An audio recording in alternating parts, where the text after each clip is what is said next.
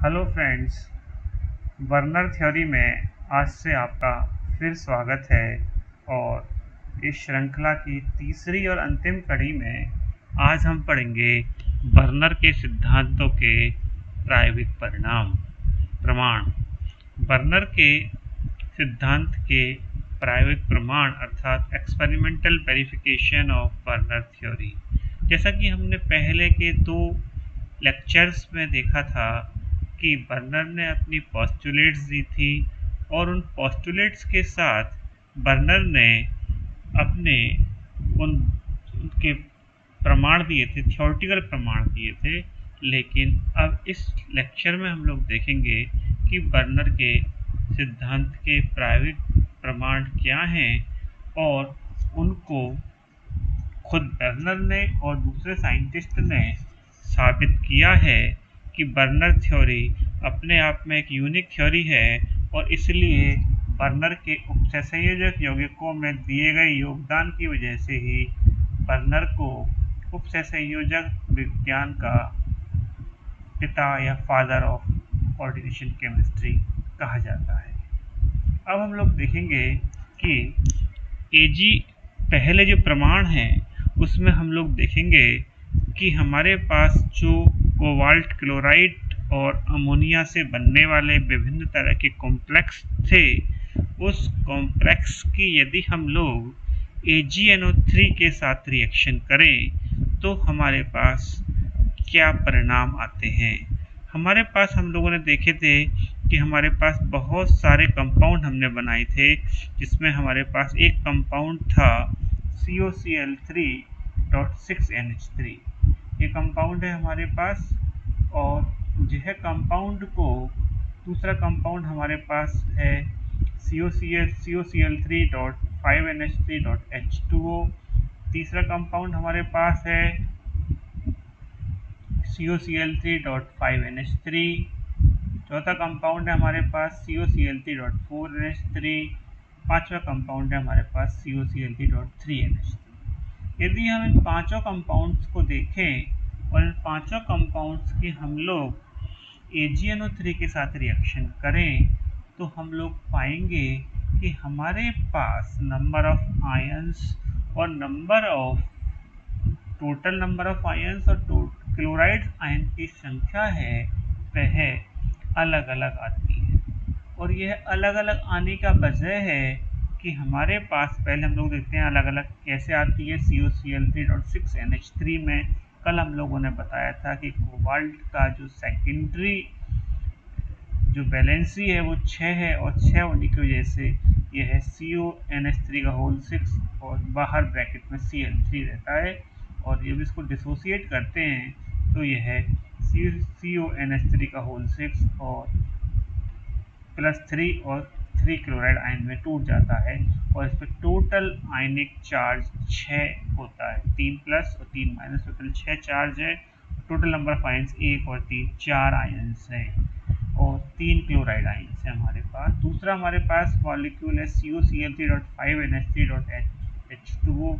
इसमें भी हम लोग देखेंगे कि हमारे पास कोबाल्ट का कोऑर्डिनेशन नंबर 6 है, जो कि 5 NH3 मॉलिक्यूल से और 1 H2O मॉलिक्यूल से सेटिस्फाई हो रहा है, और 3 क्लोराइड आयंस इस आउट जो स्फीयर है हमारे पास, जो कोऑर्डिनेशन स्फीयर है उसके बाहर है। इसलिए जब इसको AgNO3 के साथ हम रिएक्ट करते हैं तो इसमें भी हमारे पास टोटल आयनिक जो चार्ज है वो 6 यूनिट मिलता है, जो +3 CONH3 से 3 मिलता है और 3 क्लोराइड आयन से मिलता है। टोटल नंबर ऑफ आयंस 1 और 3 4 हमें मिलते हैं। तीसरा जो हमारे पास केस है COCl3.5NH3। आप देख रहे हैं यहाँ भी कोबाल्ट का जो हमारे पास कोऑर्डिनेशन नंबर है वो 6 है, और 6 कोऑर्डिनेशन नंबर के लिए अब हमारे पास 5 तो अमोनिया के मॉलिक्यूल हैं और एक हमारे पास इस बैलेंसी को सेट करने के लिए एक क्लोराइड आयन को हमें इनर स्फीयर या कोऑर्डिनेशन स्फीयर में रखना पड़ेगा। इसलिए अब हमारे पास जो कोऑर्डिनेशन स्फीयर से बाहर है वो 2 क्लोराइड आयंस हैं, Cl2 की फॉर्म में है। इसलिए जब इसका AgNO3 के साथ हम लोग रिएक्शन करते हैं तो हमारे पास यह कॉम्प्लेक्स मिलता है, जिससे कि टोटल आयनिक चार्ज हमारे पास 4 यूनिट मिलता है और 2 क्लोराइड आयन मिलते हैं। जबकि पहले के 2 केसेस में हमें 3 क्लोराइड आयंस मिले थे। अगला यदि हम एग्जांपल लें COCl3.4NH3 का, तो आप देख रहे हैं यहाँ पर कोऑर्डिनेशन नंबर हमारे पास 6 होनी चाहिए कोबाल्ट की। अमोनिया के 4 मॉलिक्यूल हैं, तो 2 मॉलिक्यूल क्लोराइड आयंस के इस कोऑर्डिनेशन स्फीयर में घुस जाएंगे और एक ही क्लोराइड आयन हमारे पास इस स्फीयर के बाहर बचेगा। तो यह कोऑर्डिनेशन स्फीयर यदि हम AgNO3 के साथ ब्रेक करते हैं इसको, तो AgNO3 के साथ ब्रेक करने पर हमें यह है इस तरह से CONH3 का whole 4 Cl2 plus Cl minus, total ionic charge इस पर 1 और 1 2 यूनिट हो जाता है और क्लोराइड आयन 1 रहता है। वहीं यदि हम COCl3.3NH3 के साथ यदि हम डिसोसिएशन करते हैं, AgNO3 के साथ रिएक्शन करते हैं, तो कॉम्प्लेक्स बनने वाला कॉम्प्लेक्स ही हमारे पास ऐसे होता है कि यह CONH3 का होल थ्राइस Cl3, तो इसके पास बाहर आउटर स्फीयर में कोई भी क्लोरीन नहीं है और इसलिए इसका कोई आयनन नहीं होता है। टोटल चार्ज इसके पास 0 है। और इस तरह से हम लोग बता सकते हैं कि हम लोग इन पांचों कंपाउंड में जब AgNO3 के साथ इसकी रिएक्शन कर रहे हैं तो हमारे पास different numbers of chloride ions AgCl की फॉर्म में डिसोसिएट और AgCl के रूप में प्रेसिपिटेट हो रहे हैं। तो ये हमारे पास पहला एक्सपेरिमेंटल प्रूफ है। यदि हम AgNO3 के साथ इस संकुल की रिएक्शन करते हैं, कोबाल्ट संकुल की रिएक्शन करते हैं, और इसी तरह से किसी सिमिलर हम लोग किसी भी कोऑर्डिनेशन जो हमारे पास कॉम्प्लेक्स है उसको हम लोग ट्रीट करते हैं जहाँ की हमारे पास आयनिक उसमें वैलेंसी है, तो आयनिक वैलेंसी के नंबर ऑफ वैलेंसी के आधार पर हम लोग उसको समझ सकते हैं कि उसमें कितने आयंस आने वाले हैं। दूसरा एक्सपेरिमेंटल प्रूफ है हमारे पास HCl और H2SO4 के साथ अभिक्रियाएं। आप लोग जानते हैं कि अमोनिया हमारे पास इस कोबाल्ट कॉम्प्लेक्स में, कोबाल्ट अमोनियम क्लोराइड कॉम्प्लेक्स में एक अमोनिया पार्ट है, अमोनिया मॉलिक्यूल है, और अमोनिया HCl के साथ बहुत तेजी के साथ रिएक्शन करके अमोनियम क्लोराइड का वाइट फ्यूम्स बनाती है। लेकिन जब हम इस पांचों कॉम्प्लेक्स में से जब हम लोग रिएक्शन करते हैं इस HCl के साथ, तो आप देखेंगे कि यह बहुत जल्दी से या रूम टेम्परेचर पे और अपन कहें 100 डिग्री सेल्सियस तक तो इसमें कोई भी अमोनिया मॉलिक्यूल NH4Cl के रूप में नहीं निकलता है। इसकी वजह है कि जो कोबाल्ट है वह कोबाल्ट अमोनिया को बहुत स्ट्रांगली कोवेलेंट कोऑर्डिनेशन बॉन्ड के साथ बांधे रखता है, और इस बंधन की वजह से जो NH3 और HCl की होने वाली रिएक्शन है वो फास्ट नहीं होती है। NH3 फ्री मॉलिक्यूल फ्री के रूप में नहीं मिलता है, और यह रिएक्शन को हम लोग समझ सकते हैं कि HCl के साथ होने वाले ये जो कॉम्प्लेक्स की रिएक्शन है इसमें हमारे पास NH4Cl के फ्यूम्स 100 डिग्री और 110 डिग्री सेल्सियस तक नहीं बनते हैं।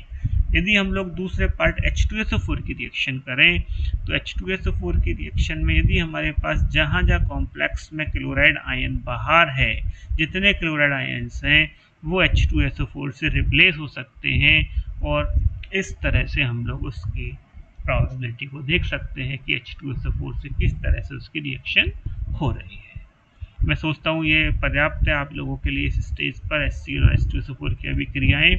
तीसरी जो हमारे पास इम्पॉर्टेंट इसका एक्सपेरिमेंटल वेरिफिकेशन है वो है इसकी इलेक्ट्रिकल कंडक्टेंस।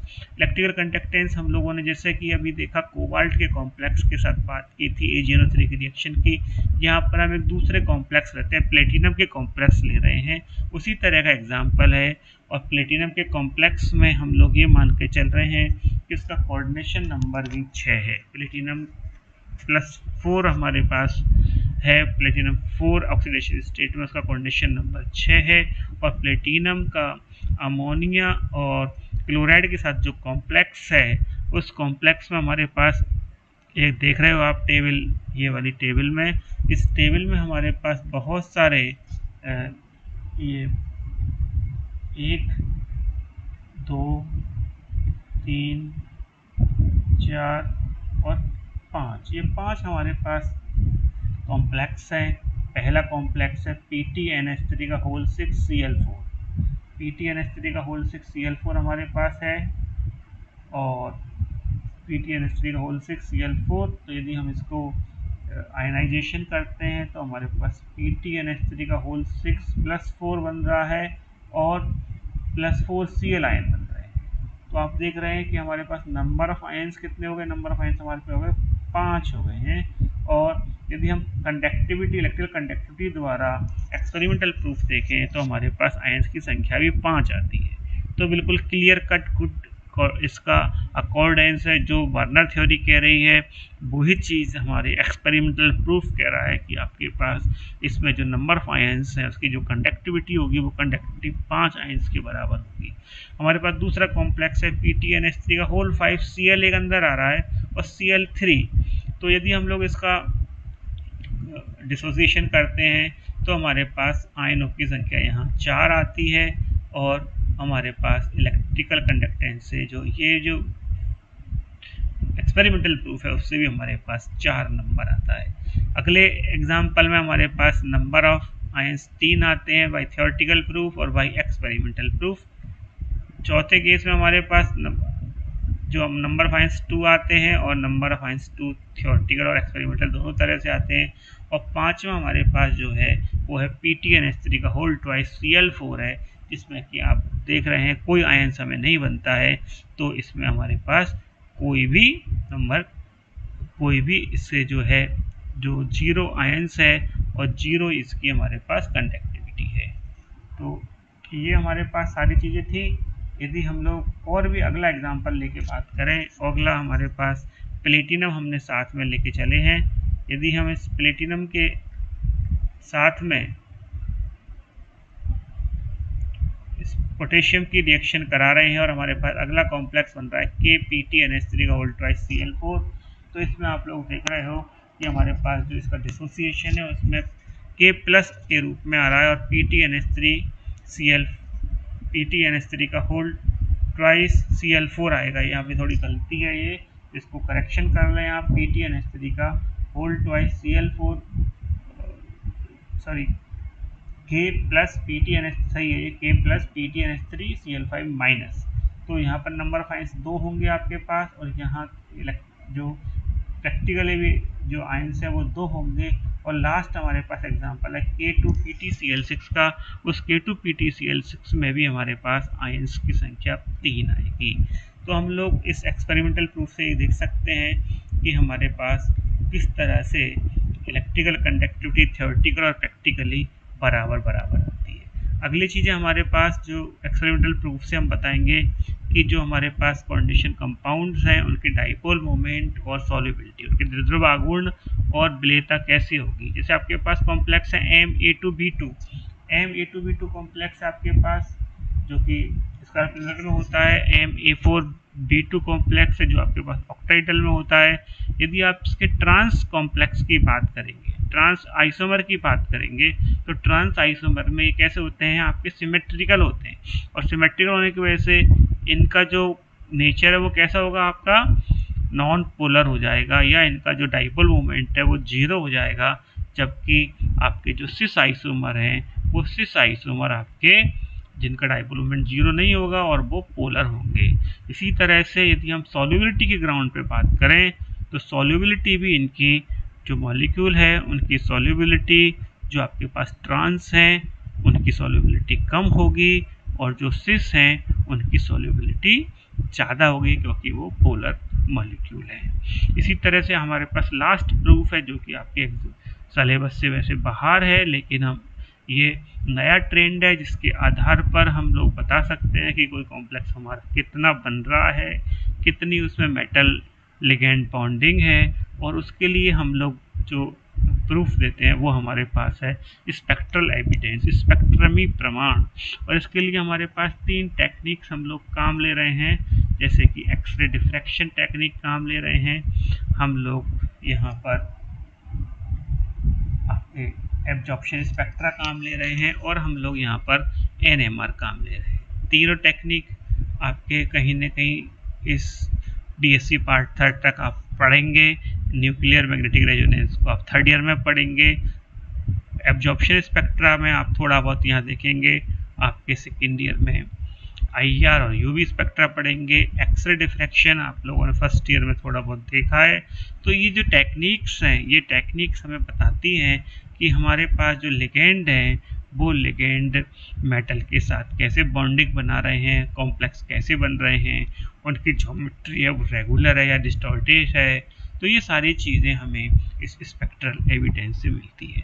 तो ये हमारे पास चीज़ें हैं जो हमारे पास, जो टोटल हमारे पास 5 एविडेंस हैं, एक्सपेरिमेंटल एविडेंस हैं, जिससे कि बर्नर थ्योरी पे जो पोस्टुलेट्स हैं, बर्नर थ्योरी की जो सफलताएं हैं, उन सफलताओं में 4 चांद लगाती हैं, क्योंकि बगैर एक्सपेरिमेंटल वेरिफिकेशन के कोई थ्योरी अपने आप में पूर्ण नहीं है। तो इसलिए दोस्तों ये सारा जो आपका जो टॉपिक है, ये टॉपिक एक बहुत इम्पॉर्टेंट टॉपिक है एग्जाम पॉइंट ऑफ व्यू से। बर्नर का कंसेप्ट, जिसको कि मैंने आपको 3 लेक्चर्स में समझाने का प्रयास किया है, मैं सोचता हूँ आपको बहुत बेहतर तरीके से समझ में आया होगा। यदि आपको फिर भी कोई डाउट्स है, आप अपने कमेंट बॉक्स में ज़रूर जाके लिखें और मुझे बताएं कि आपको कहाँ दिक्कत आ रही है। Thank you, thank you, thank you, thank you.